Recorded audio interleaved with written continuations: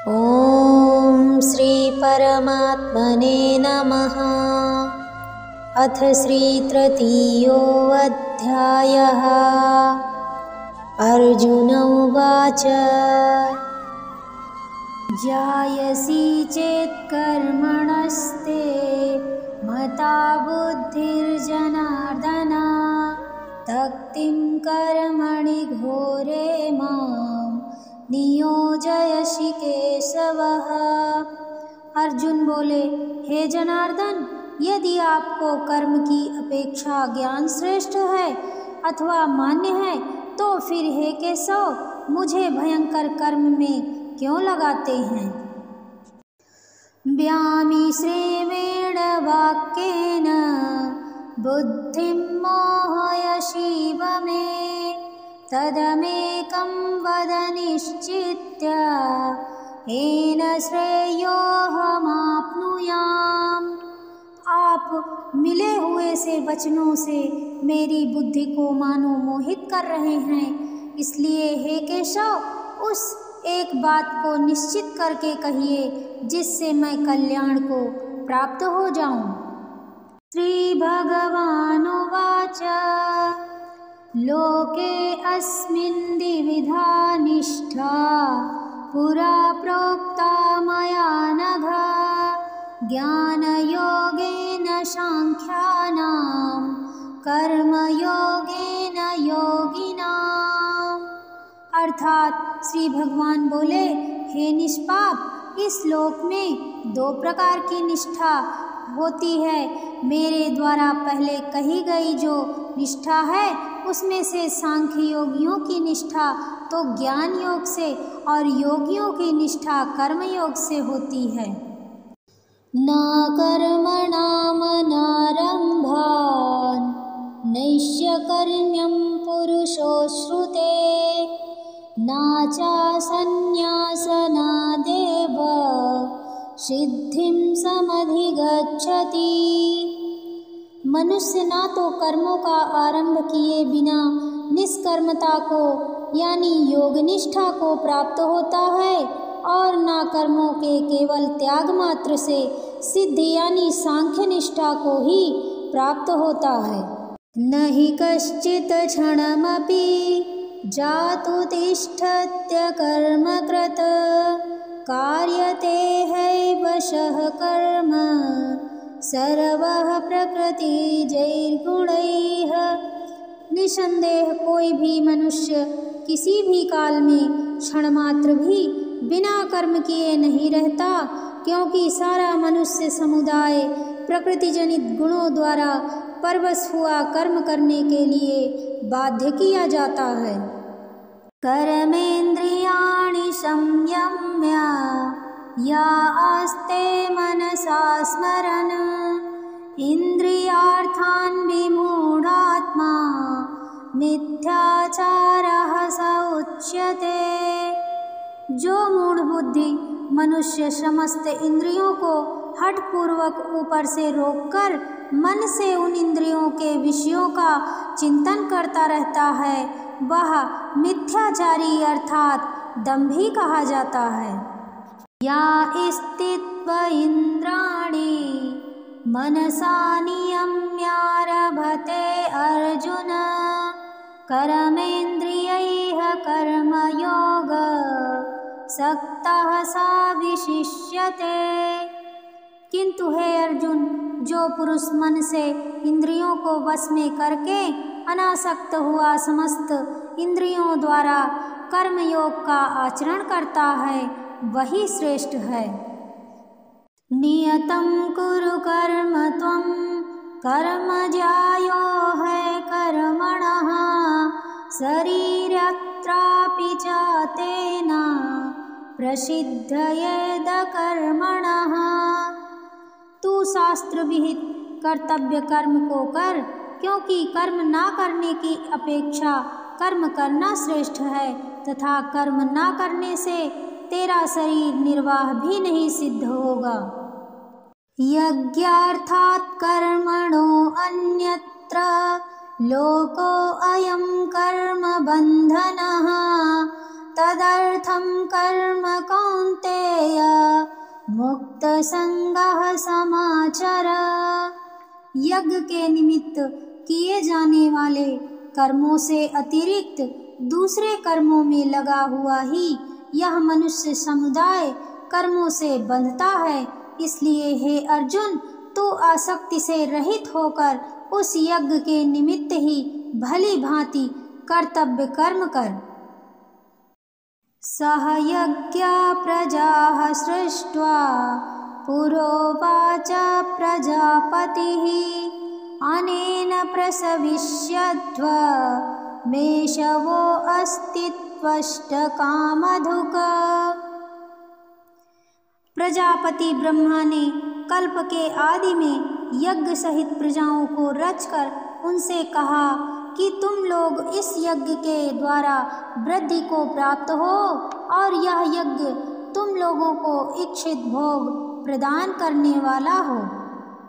देवान् भावयतानेन ते देवा भावयन्तु वः परस्परं भावयन्तः श्रेयः परमावाप्स्यथ।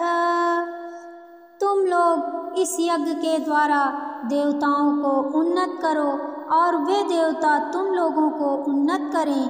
इस प्रकार निस्वार्थ भाव से एक दूसरे को उन्नत करते हुए तुम लोग परम कल्याण को प्राप्त हो जाओगे। ईष्टान् भोगान्निवो देवा दास्यन्ते यज्ञभावितः तैर्दत्तान् प्रदायेभ्यो यो भुङ्क्ते स्तेन एव शः। यज्ञ के द्वारा बढ़ाए हुए देवता तुम लोगों को बिना मांगे ही इच्छित भोग निश्चय ही देते रहेंगे। इस प्रकार उन देवताओं के द्वारा दिए हुए भोगों को जो पुरुष उनको बिना दिए स्वयं भोगता है वह चोर ही है। यज्ञशिष्टासिनः सन्तो मुच्यन्ते सर्वकिल्बिषैः भुञ्जते ते त्वघं पापा ये पंचत्यात्मकारणात्। यज्ञ से बचे हुए अन्न को खाने वाले श्रेष्ठ पुरुष सब पापों से मुक्त हो जाते हैं और जो पापी लोग अपना शरीर पोषण करने के लिए ही अन्न पकाते हैं वे तो पाप को ही खाते हैं। अन्नाद् भवन्ति भूतानि पर्जन्यादन्न संभवः यज्ञाद् भवति पर्जन्यो यज्ञः कर्म समुद्भवः कर्म ब्रह्मोद्भवं वेद्धि ब्रह्मक्षर समुद्भवम् तस्मात् सर्वगतं ब्रह्म नित्यं यज्ञे प्रतिष्ठितम्। संपूर्ण प्राणी अन्न से ही उत्पन्न होते हैं। अन्न की उत्पत्ति वृष्टि से होती है, वृष्टि यज्ञ से होती है और यज्ञ विहित कर्मों से उत्पन्न होने वाला है। कर्म समुदाय को तू वेद से उत्पन्न और वेद को अविनाशी परमात्मा से उत्पन्न हुआ जान।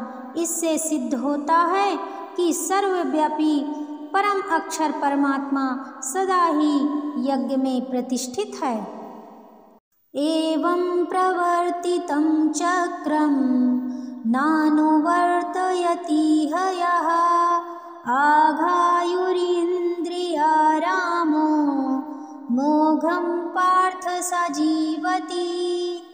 हे पार्थ, जो पुरुष इस लोक में इस प्रकार परंपरा से प्रचलित सृष्टि चक्र के अनुकूल नहीं बरतता अर्थात अपने कर्तव्य का पालन नहीं करता, वह इंद्रियों के द्वारा भोगों में रमण करने वाला पापायु पुरुष व्यर्थ ही जीता है। यस्त्वात्मरतिरेव स्यादात्मतृप्तश्च मानवः आत्मन्येव च सन्तुष्ट तस्य कार्यं न विद्यते। परंतु जो मनुष्य आत्मा में ही रमण करने वाला और आत्मा में ही तृप्त तथा आत्मा में ही संतुष्ट हो, उसके लिए कोई कर्तव्य नहीं है। नैव तस्य कृतेनार्थो न कृतेनेह कश्चन न चास्य सर्वभूतेषु कश्चिदर्थ व्यापाश्रयः। उस महापुरुष का इस विश्व में ना तो कर्म करने से कोई प्रयोजन रहता है और ना कर्मों के ना करने से ही कोई प्रयोजन रहता है, तथा संपूर्ण प्राणियों में भी इसका किंचित मात्र भी स्वार्थ का संबंध नहीं रहता। तस्मादसक्तः सततं कार्यं कर्म समाचर असक्तो है चरन कर्म परमाप्नोति पुरुषः। इसलिए तू निरंतर आसक्ति से रहित होकर सदा कर्तव्य कर्म को भली भांति करता रहे, क्योंकि आसक्ति से रहित होकर कर्म करता हुआ मनुष्य परमात्मा को प्राप्त हो जाता है।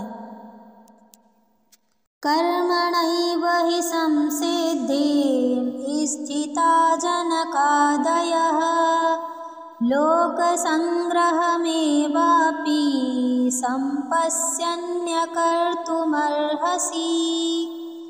जनकादि ज्ञानी जन भी आसक्ति रहित कर्म द्वारा ही परम सिद्धि को प्राप्त हुए थे, इसलिए तथा लोक संग्रह को देखते हुए भी तू कर्म करने को ही योग्य है, अर्थात तुझे कर्म करना ही उचित है। तदाचरति श्रेष्ठस्त तत्त्वदेवेतरो जनः सा यत् प्रमाणं कुरुते लोकस्तदनुवर्तते। श्रेष्ठ पुरुष जो आचरण करता है, अन्य पुरुष भी वैसा वैसा ही आचरण करते हैं। वह जो कुछ प्रमाण कर देता है, समस्त मनुष्य समुदाय उसी के अनुसार कार्य करने लगता है।